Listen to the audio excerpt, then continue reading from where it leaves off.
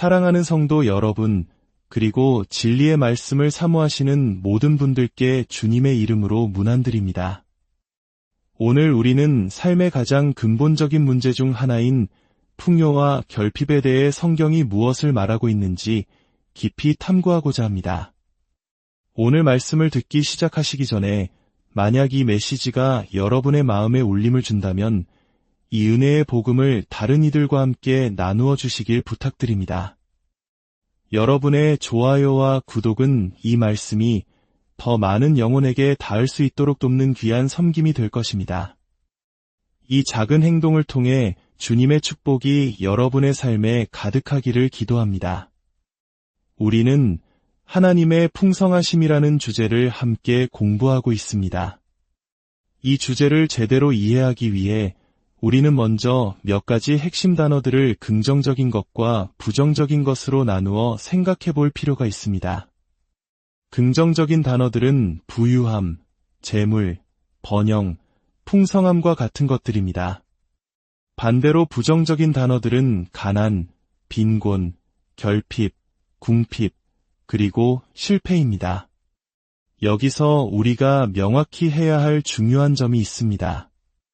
성경에서 말하는 풍성함이나 번영이 반드시 은행에 막대한 돈을 쌓아두거나 화려한 물질적 소유를 의미하는 것은 아닙니다.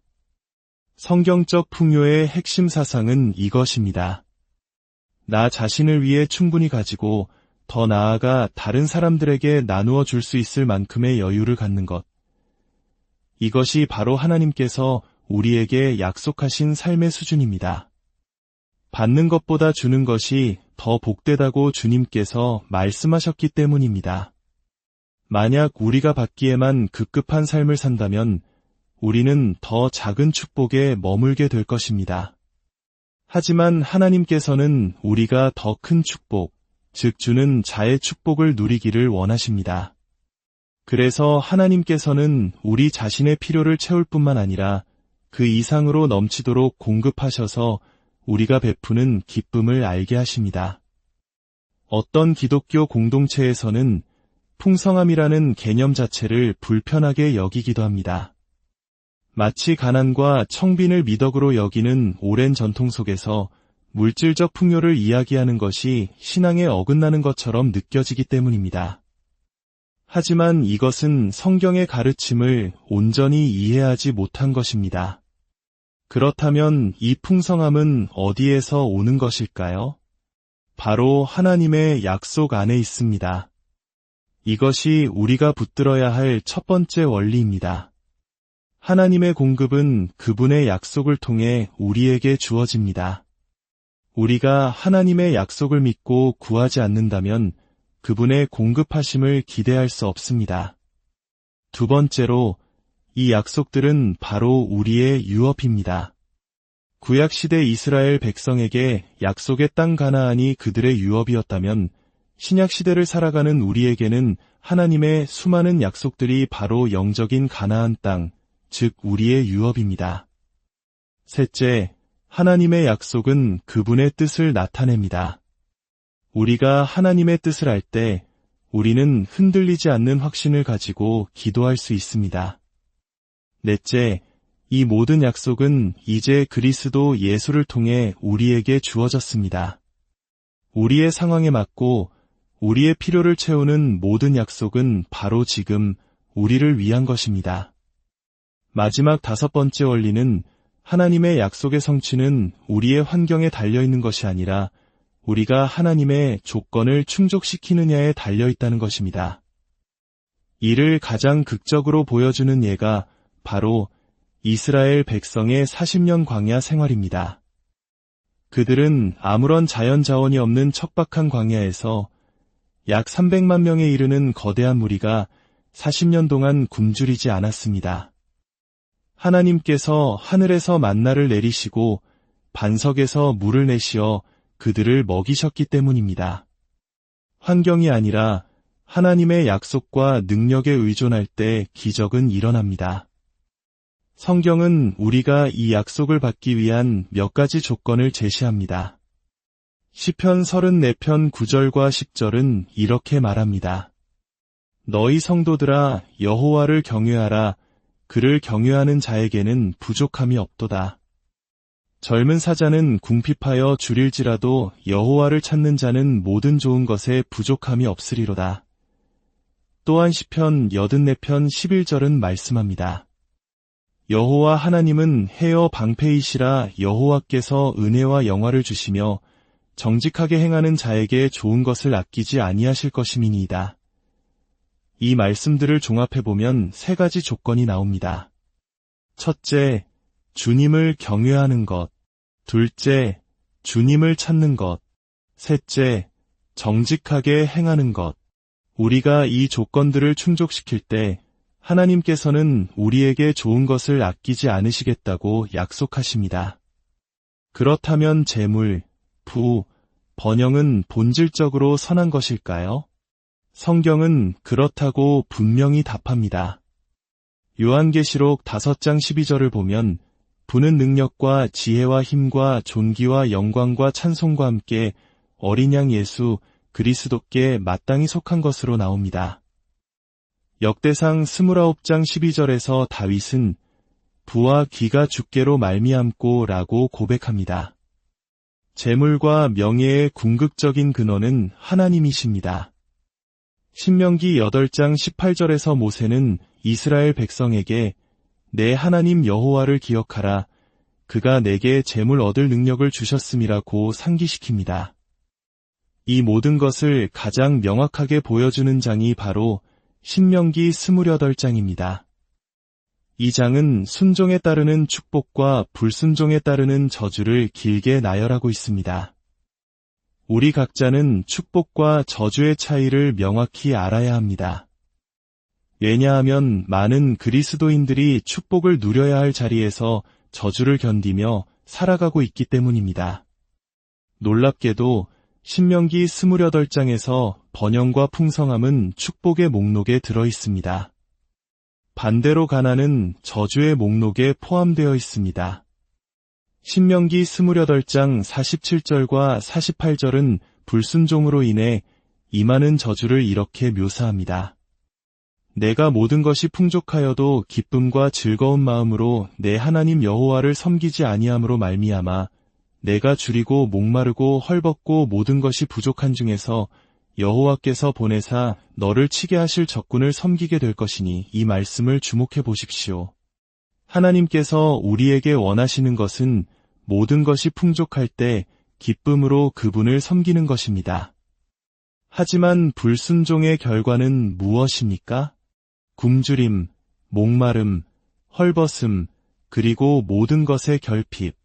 이 네 가지를 합치면 무엇이 될까요? 바로 절대적인 가난입니다. 성경은 분명히 말합니다. 가난은 저주입니다. 한번 따라해 보실까요? 가난은 저주다. 이 간단한 진리를 깨달을 때 우리의 삶에 묶여있던 많은 것들이 풀려나는 자유를 경험하게 될 것입니다. 오늘 제가 여러분과 나누고 싶은 핵심 메시지는 바로 이것입니다. 이 저주가 십자가 위에서 예수 그리스도의 죽음으로 말미암아 해결되었다는 것입니다. 따라서 우리는 더 이상 저주 아래 있을 필요가 없습니다. 이 진리를 담고 있는 핵심 구절은 갈라디아서 3장 13절과 14절입니다. 그리스도께서 우리를 위하여 저주를 받은 바 되사 율법의 저주에서 우리를 속량하셨으니 기록된 바 나무에 달린 자마다 저주 아래에 있는 자라 하였음이라. 이는 그리스도 예수 안에서 아브라함의 복이 이방인에게 미치게 하고 또 우리로 하여금 믿음으로 말미암아 성령의 약속을 받게 하려 함이라. 십자가 위에서는 하나님께서 계획하신 위대한 교환이 일어났습니다. 이것은 복음 전체의 중심을 관통하는 진리입니다. 만약 우리가 이 교환의 원리를 이해하지 못한다면 우리의 믿음은 다 없는 배처럼 흔들릴 수밖에 없습니다. 교환은 아주 단순합니다. 죄 없으시고 순종의 아들이신 예수님께서 우리의 모든 반역과 불순종으로 인해 우리가 마땅히 받아야 할 모든 악과 저주를 친히 짊어지셨습니다. 그 대가로 우리는 믿음을 통해 예수님의 완전한 순종으로 인해 마땅히 그분이 받으셔야 할 모든 선과 축복을 받게 되었습니다. 더 간단히 말해 예수님께서 우리의 저주를 가져가시고 우리에게 그분의 축복을 주셨습니다. 예수님께서 저주를 받으셨다는 증거는 그분이 나무, 즉 십자가에 달리셨다는 사실 그 자체입니다. 구약 율법은 나무에 달린 자는 저주를 받은 자라고 선언했기 때문입니다. 예수님은 왜 저주가 되셨습니까? 바로 우리에게 그 반대인 축복을 주시기 위함이었습니다. 갈라디아서는 우리가 믿음으로 아브라함의 자손이 되었다고 말합니다. 따라서 우리는 아브라함의 자손으로서 아브라함의 축복을 받을 자격이 있습니다. 그렇다면 아브라함의 축복이란 무엇일까요?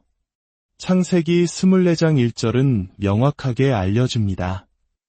아브라함이 나이가 많아 늙었고 여호와께서 그에게 범사의 복을 주셨더라. 아브라함의 축복은 무엇을 포함합니까? 모든 것, 즉 범사입니다. 영적인 것뿐만 아니라 그의 삶의 모든 영역에 미치는 축복이었습니다. 갈라디아서는 우리가 이 축복을 성령의 약속을 통해 받는다고 말합니다. 성령님은 우리의 모든 유업을 관리하고 우리에게 나누어 주시는 분입니다. 창세기 24장의 비유에서 아버지 아브라함은 하나님 아버지를, 아들 이삭은 예수 그리스도를, 신부 리브가는 교회를 상징합니다. 그리고 이름 없는 늙은 종이 등장하는데 그는 바로 성령님을 상징합니다. 그 종이 아브라함의 모든 소유를 관리했던 것처럼 성령님께서도 하나님의 모든 부요하심을 관리하시며 우리에게 그 유업을 누리게 하십니다. 성령님의 도우심 없이는 우리는 이 풍성한 유업에 들어갈 수 없습니다. 이제 이 저주와 축복의 교환을 가난이라는 한 가지 측면에 집중해서 살펴보겠습니다. 십자가 위에 예수님은 가난의 저주를 완전히 소진시키셨습니다. 신명기에서 묘사된 가난의 저주를 기억하십니까? 주림, 목마름, 헐벗음, 그리고 모든 것의 결핍. 십자가에 달리신 예수님의 모습을 떠올려 보십시오. 그분은 굶주리셨습니다. 거의 24시간 동안 아무것도 드시지 못했습니다. 그분은 목마르셨습니다. 내가 목마르다는 것은 그분의 마지막 말씀 중 하나였습니다. 그분은 헐벗으셨습니다. 로마 병정들이 그분의 옷을 모두 벗겨 나누어 가졌고 속옷은 제비를 뽑았습니다. 그리고 그분은 모든 것이 부족한 상태에 계셨습니다. 예수님은 자신을 뉘일 무덤조차 없으셨습니다. 빌린 수의를 입고 빌린 무덤에 묻히셨습니다. 그분은 철저하게 모든 것을 빼앗긴 절대적 가난의 상태에 놓이셨습니다. 왜 그렇게 하셨을까요? 바로 우리를 대신하여 가난의 저주를 남김없이 다 짊어지시기 위함이었습니다. 이것은 저의 개인적인 해석이 아닙니다. 고린도후서 8장 9절은 이 진리를 신학적으로 확증합니다. 우리 주 예수 그리스도의 은혜를 너희가 알거니와 부요하신 이로써 너희를 위하여 가난하게 되심은 그의 가난함으로 말미암아 너희를 부요하게 하려 하심이라. 여기서 또 한 번의 위대한 교환이 선포됩니다. 예수님께서 우리의 가난이라는 악을 가져가시고 우리에게 부요함이라는 선을 주셨습니다. 예수님께서 우리의 가난을 짊어지심으로 우리가 그분의 부요함을 누리게 하셨습니다. 예수님의 가난은 영적인 가난이 아니었습니다. 그분은 실제로 물질적으로, 물리적으로 가난해지셨습니다. 그렇다면 논리적으로 우리가 받을 부요함 또한 단순히 영적인 부요함만을 의미하지 않습니다. 물론 영적인 축복도 포함되지만 이 구절은 우리의 실제적인 삶, 물질적인 영역에 대해 이야기하고 있는 것입니다. 그렇다면 우리가 누릴 부요함은 어떤 모습일까요? 고린도후서 9장 8절이 그 답을 줍니다. 하나님이 능히 모든 은혜를 너희에게 넘치게 하시나니 이는 너희로 모든 일에 항상 모든 것이 넉넉하여 모든 착한 일을 넘치게 하게 하려 하심이라. 이 한 구절 안에 모든이라는 단어가 5번, 넘치게라는 단어가 2번이나 사용됩니다. 이것이 바로 하나님의 스케일입니다. 하나님은 인색하신 분이 아닙니다. 그분은 우리에게 겨우 턱걸이할 만큼 주시는 분이 아니라 모든 일에 항상 모든 것이 넉넉하여 선한 일을 넘치도록 할 수 있을 만큼 부어주시는 분입니다. 예수님은 우리의 가난을 가져가셨고 우리는 그분의 부요함을 받았습니다. 이 진리는 십자가 위에서 영원히 성취되었습니다. 사탄도 우리의 불신도 그 어떤 것도 이 사실을 바꿀 수 없습니다. 하지만 기억하십시오. 우리는 이 풍성함을 우리의 노력으로 벌 수는 없습니다. 이것은 전적인 은혜이기 때문입니다. 그러나 우리는 이 은혜를 받기 위한 조건들은 충족해야 합니다. 버는 것과 받는 것은 다릅니다. 그 조건은 무엇일까요? 바로 우리의 동기와 태도입니다. 첫째, 재물을 우리의 하나님으로 삼아서는 안 됩니다. 탐심은 곧 우상숭배라고 성경은 경고합니다. 돈을 사랑함이 일만 악의 뿌리가 됩니다. 둘째, 부정한 방법으로 재물을 구해서는 안 됩니다. 불이한 이익으로 재산을 늘리는 자는 결국 그 재물을 가난한 자를 불쌍히 여기는 자를 위해 모으는 것이라고 잠언은 말합니다. 셋째, 재물을 의지해서는 안 됩니다. 자기의 재물을 의지하는 자는 패망한다고 했습니다. 우리의 자랑은 오직 주님을 아는 것이어야 합니다. 넷째, 재물을 이기적으로 사용해서는 안 됩니다. 흩어 구제하여도 더욱 부하게 되는 일이 있고 과도히 아껴도 가난하게 될 뿐이라고 했습니다. 하나님을 향해 부요하지 못한 자는 어리석은 자입니다. 사랑하는 여러분, 십자가의 복음은 우리를 모든 저주에서 해방시켰습니다. 죄의 저주, 질병의 저주, 그리고 가난의 저주 까라모데스. 예수 그리스도께서 우리의 가난을 짊어지셨기에 우리는 이제 그분의 풍성함 속으로 믿음으로 담대히 나아갈 수 있습니다. 그 풍성함은 단지 쌓아두기 위함이 아닙니다.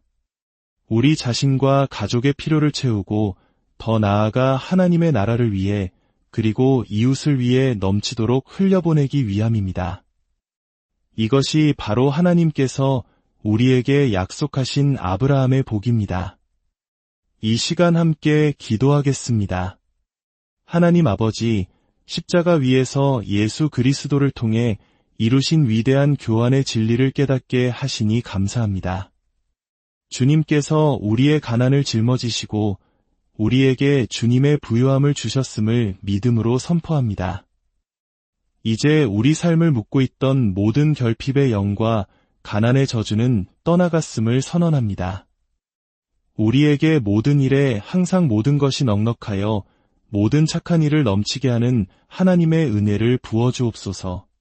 우리의 마음을 지켜주사 재물을 사랑하지 않고 오직 주님만을 섬기며 주께서 주신 모든 것을 하나님의 영광을 위해 사용하는 청지기가 되게 하여 주시옵소서. 이 말씀을 듣는 모든 심령 위에 하늘의 풍성한 복이 임하기를 우리 주 예수 그리스도의 이름으로 축복하며 기도합니다.